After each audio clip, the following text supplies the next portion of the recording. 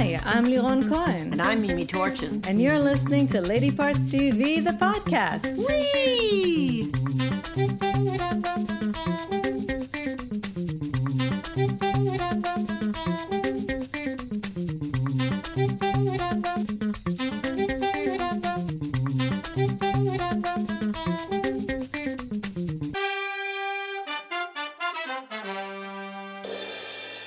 Hello. Hi there. Oh, it's been so long. How have you been? Well, other than the fact that I fell on the sidewalk today in front of the subway, I'm great. Well, she's here. She's talking. Her head is working. So that's the good news. So we have a lot to talk about. And honestly, we've been so behind. We have so much to watch that we haven't watched yet. Things have been accumulating. It's award season. There have been new shows coming out. And you went to Israel. Old shows ending, and I dared to go to Israel finally after 3 years. So here we are. But we do have a lot to tell you about today, and we'll have more to come in future weeks. And more and more and more and more. It never ends. Good. That's a good thing. That's a good thing. Okay, here are the stats for however long. I didn't really count all the time, but we tallied 63 primetime shows, out of which 32, which is 50% about, co-written or written by women, and 18, which is 28%, directed by women. Not great. But we haven't really done much because we've been all over the place. So, without further ado, because we have lots to talk to you about today, let's start with The Accidental Wolf, Season 3. the final season. Yes, now, for those of you who may not know what this is, it's on Topic. A streaming service. A streaming that you service, want to and check it out. started- They have a lot of very good quality foreign shows. What are you doing, Lola? Oh, she's actually doing something correct. She's scratching her board. Yes. And this And now she's playing with her ball. That's all right. Do you all mind hearing this in the background? Loli, why don't you play later? Yes. Okay. Go ahead. This is a very, very interesting. It started off with 20-minute. It still is kind of. Yes, they put but them they together. consolidated them. Yes. Starring the grandest of the grand, Kelly O'Hara, in a Who? role much different from anything we really. And she also was nominated for an Emmy for this. Yes, she was indeed. And Marsha Stephanie Blake comes into it very strongly this season. And there are many, many Broadway actors who have smaller parts in this. Judith Ivey, Laurie Metcalf, Jeffrey Naughton. a lot of guys, Yeah. a lot of people you know. Yes, in smaller roles. In smaller roles. Kelly is But the Kelly center. is the center. And this season, Marsha Stephanie Blake Right. was extremely prominent, and they were basically both the protagonists this Yes, season. and it's wonderful to see Kelly doing things that are non-musical 'Cause she's such a theater good because actress. she's such a fine actress. And she's such an amazing singer that one could forget that she's also an exquisite actress. Exquisite actress. Anyway, I'm gonna. Well, actually, if you haven't watched the first 2 seasons, You must. You must watch it. It's very suspenseful and it's very confusing Yes, at times. it is. It's very. It's Mysterious. cryptic and mysterious. Yeah. And the good news is that everything is revealed. Yes, this in is the last final season. Obviously, the guy did not set out to do Lost. Lost, he right. knew in advance where he was going. And you also learn why it's called The Accidental Wolf. Right. And which drove me crazy throughout. Why is it called The Accidental Wolf? But anyway. And it's a satisfying everything wrap-up. is satisfying. It's actually the best season so far. I feel it was really tight. And I liked the other 2 seasons, but they asked so many questions in the other 2 seasons that we feared would never be answered, and yet they were. I think what they really ask you is to trust them and go with them on this journey. And we can tell you now, it pays off. It does. It starts with a phone call of some kind of an atrocity or something happening in the background that Katie answers. Kelly. Her name is Katie on the show. We didn't get it and she becomes obsessed with finding this woman, Talia, her husband. Tala, right. Her husband, these people who were attacked somewhere, something terrible happened somewhere. Everybody thinks she's crazy. Yes, everybody thinks she's crazy, except for the government. People are definitely trying to keep her from finding the answers she seeks. It's really, really good. This last season is spectacularly It's already good. available on Topic. I believe they put it all in full to stream, and so you can binge it. We binged It's a it. We great watched it. binge, I'll we watched tell it in you. one afternoon. Yes, because it's not too long. No, and it really came to a point where you're finally getting answers. So Yes. you want more and more and more. You want to see where it's going.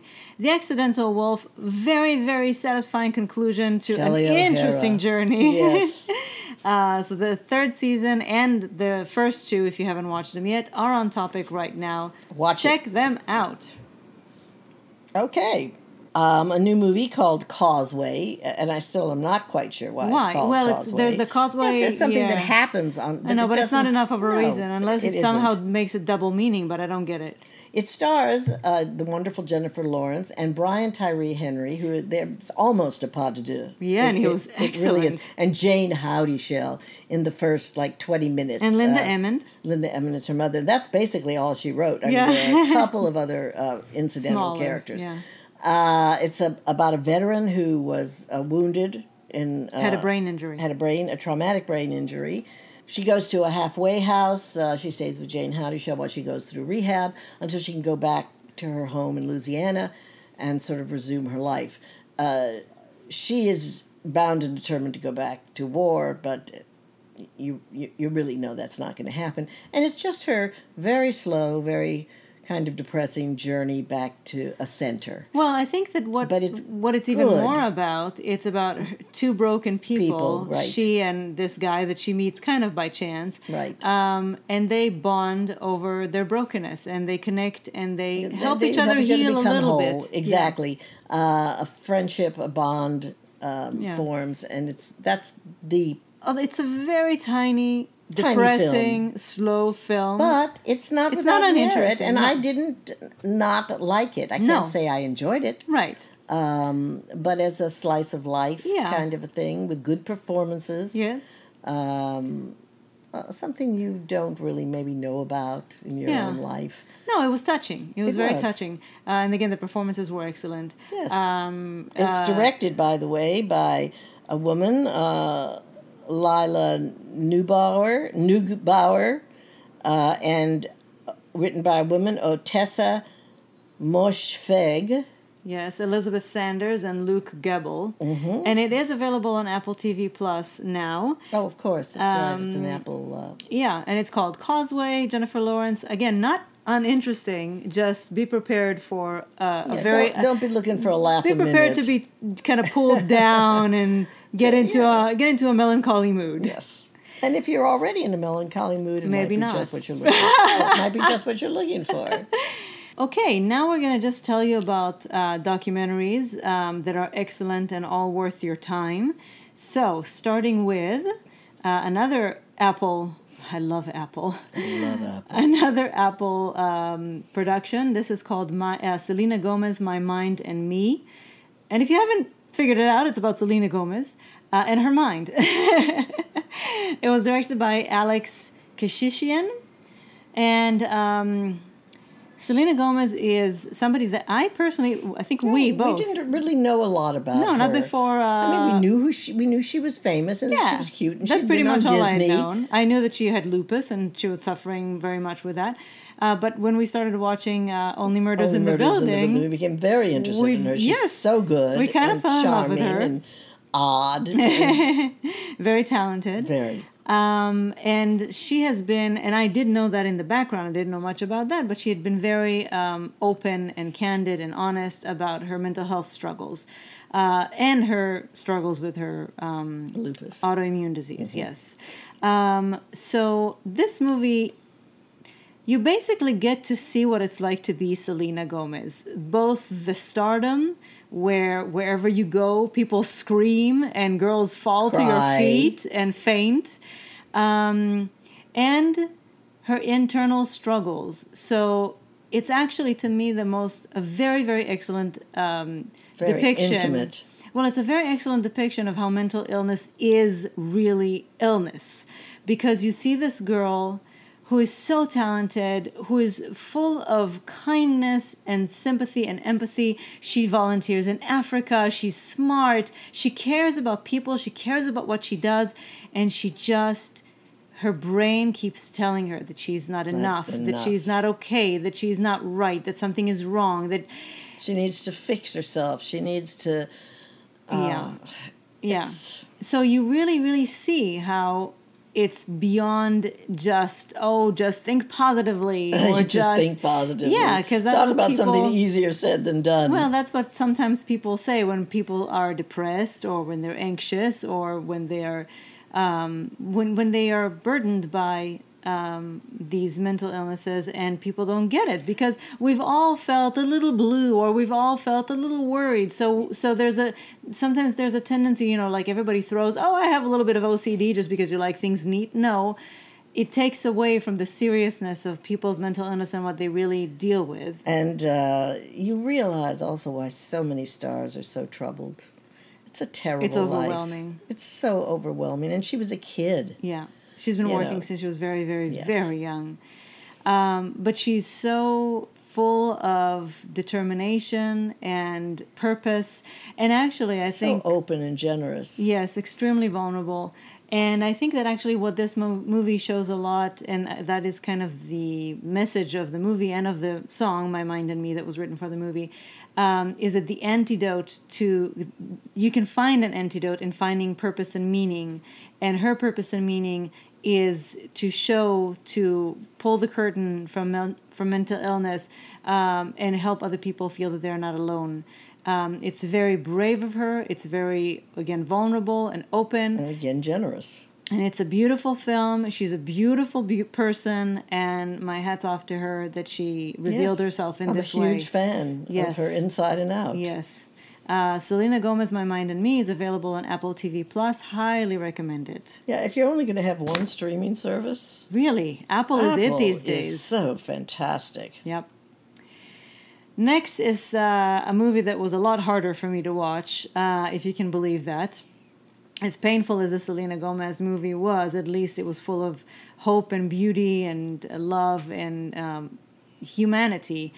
Battleground, which is available to watch on demand, and it is going to also be released simultaneously in schools, in corporate boardrooms, in nonprofits, both in person and virtually, and they are having a comprehensive national impact campaign. I'm assuming it was done leading up to the election. I'm so happy we get to talk to you about this after the election when we know a lot of the abortion matters were settled by voters who said, close, but still pro-choice, pro-freedom of choice won. This was directed by Cynthia Lowen. And I watched it by myself. Mimi couldn't even do it. I just couldn't. And I didn't even watch the full thing, and I'll tell you why. I watched most of it. And actually, I watched pieces of the end, all the way to the end too, but I literally, and I don't mean that in an exaggerated way, I was literally sick to my stomach about halfway into it, which is not an anti-recommendation or a dis-recommendation. It's just to caution you that it is rough. So this movie is about, as you could figure out, abortion. However, it's from the other side. An interesting viewpoint. It is obviously made by people who believe in the woman's right to choose, but they wanted to show, it was focused on three women who are the leaders, three of the leaders of the pro-life, and I hate to even use that, anti-choice, thank you. Can't call it pro-life. Absolutely, anti-choice side. And there were several things about it that I kind of, that were so overwhelming to my system that made me feel sick to my stomach. The first is the notion. I mean, talk about taking away a woman's right to choose, and I'm already halfway into I'm about to be sick into a bucket. And no matter what the circumstance. Yeah. So that's number one. The second thing is they managed to get these three women in an extremely... I mean, I don't know if you remember, a few weeks ago we talked about that documentary about the Afghanistan, the pulling out from Afghanistan, and we were amazed to see these terrorists talk so openly about their strategies, their point of view, and we thought, how did they manage to do that? And I'm so sorry, I don't entirely mean to compare, but to get these women to talk openly, I mean, obviously they're proud of what they're doing, so. They shared, again, their strategies, their the way that they go about doing things, the way that they approach the whole subject and how they gained power. And it's fascinating in a watching a train wreck kind of a way. But I think it's very important that we know how they do these things, where they come from. The second thing is that they're very intelligent, very well-meaning people. And this is something that shouldn't be surprising, because I think this is something that we should all remember always, that whatever people do, a lot of the time, not just greedy people who do things for money, but a lot of the time, people who are very passionate about what they do, even if it's the opposite of what we believe, they do it wholeheartedly convinced that they're doing the right thing. So I think it was very important to see that. Finally, those ASPCA ads. Oh, please. God. The problem with the ASPCA ads is that they're preaching to the choir because we love animals, and then to see them suffer makes us suffer. So I don't know if it makes people want to donate more, or if it makes them just want to turn off the TV. Right.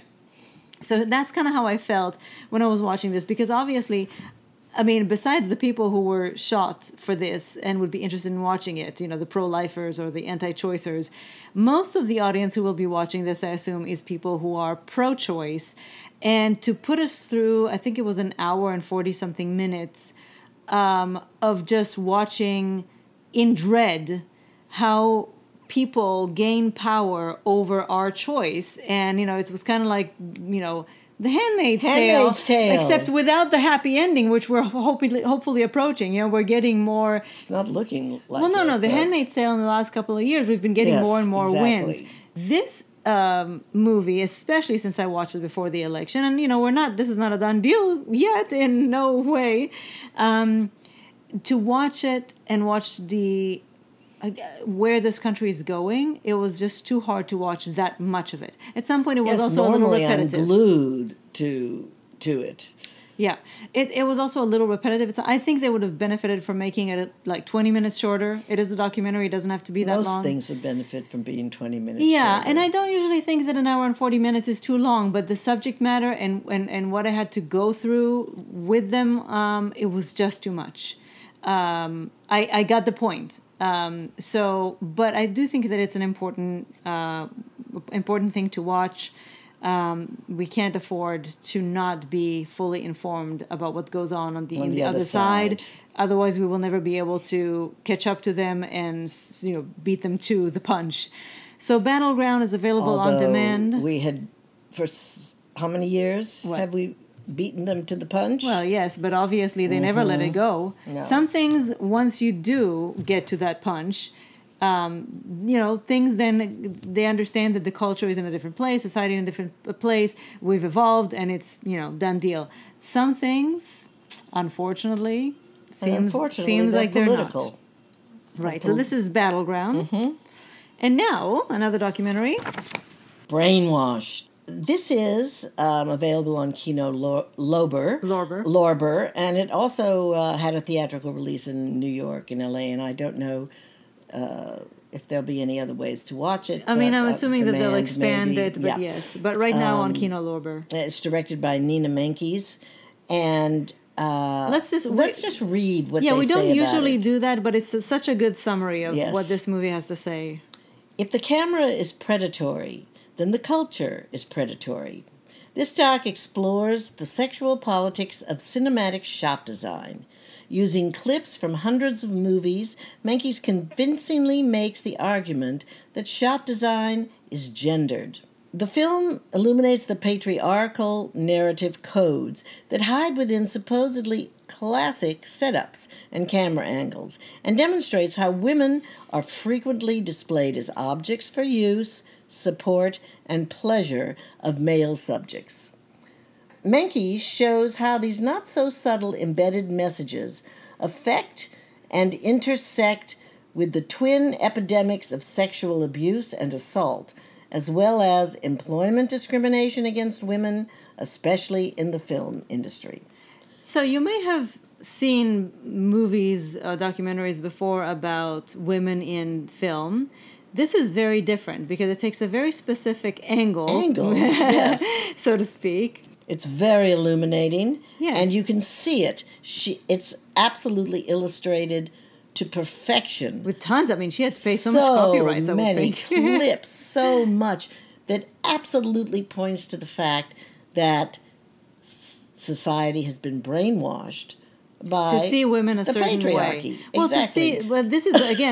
this is again, it's a very specific way of looking at things, because it's not just about the story. Yeah, it's not the way we or look about, at things. It's not about how many characters, like the Bechdel test. It's about how when you choose an angle of a camera, how you can make people see things a certain way. Yes. And if you notice, it's how the narrative is affected by the visual. yes, and for example, if you watch a lot of commercials and ads, will have women's body parts, but not their head.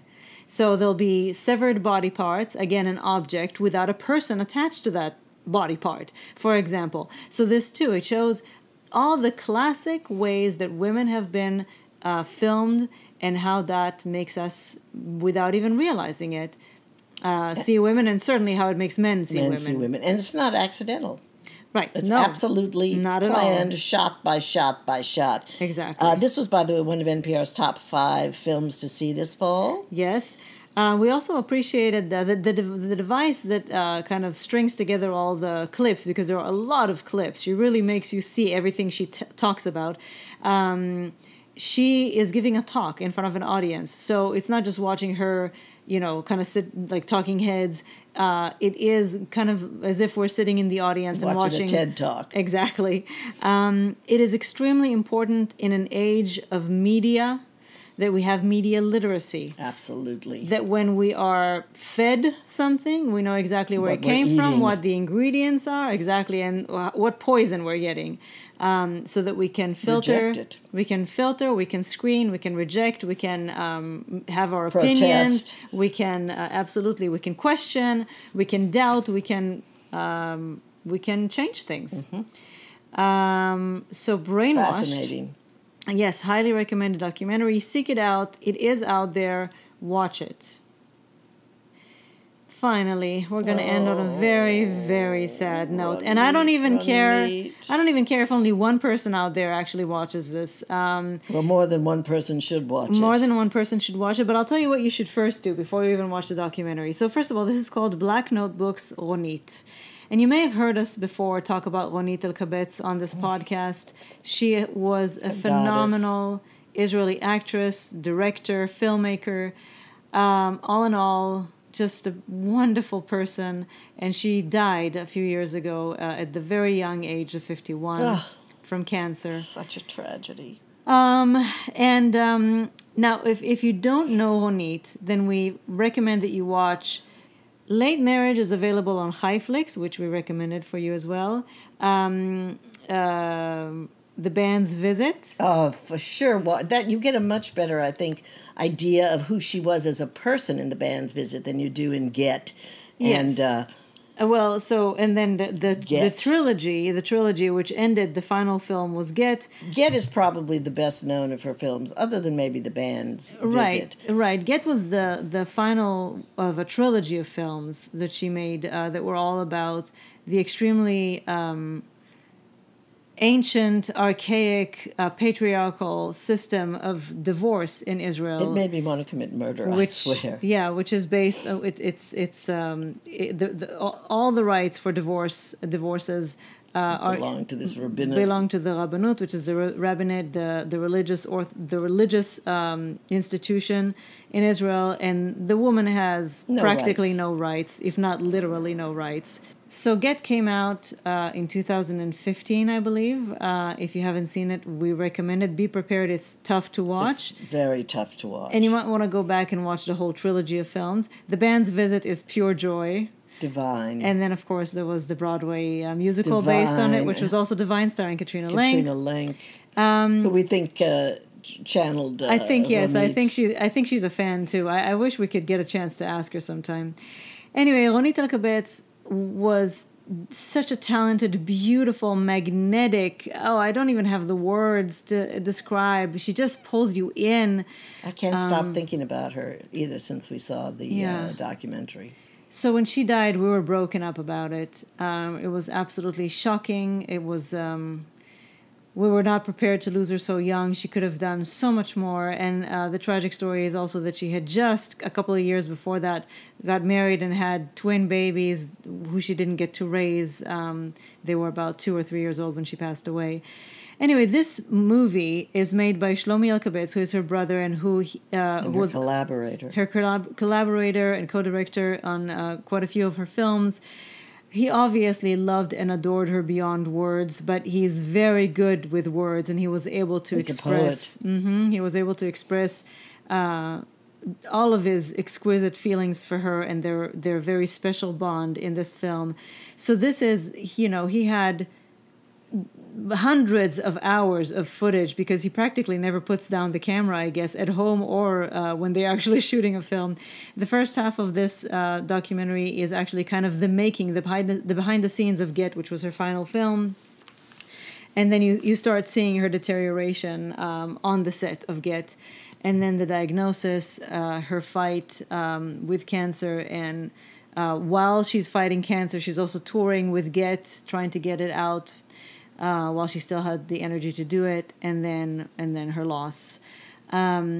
To me, the biggest surprise was that, usually her characters are so dark and gloomy and melancholy, while she as a person was so full of life. And humor. Oh, she had such a great sense of humor. She always used it to combat all the terrible things she had to deal with. She loved art and she was so Paris, special. Her way of looking at things, her way of thinking of things and imagining things. Everything she saw was infused with beauty and intelligence. Yeah. So I have, my heart is just full and broken at the same time, if that's possible. Black Notebooks, Ronit. It opened in New York and LA. We are awaiting information on nationwide release, but we wanted to let you know so you can keep an eye out if you do see it. Or in the meantime, while you're waiting for it to come out, watch her films and fall in love with her, and write to us and tell us that you fall in love with her so we can... And you will fall in love with her, especially in the band's visit. Yeah. All right. Thank you for joining us for another podcast. It's been a while, and we won't be away as long this time. No, not as long, but we do have to catch up, which will take us a while. So long. Thank you for joining us. Have a good fall. Take care. Be safe, and we'll talk to you soon. Bye. Bye.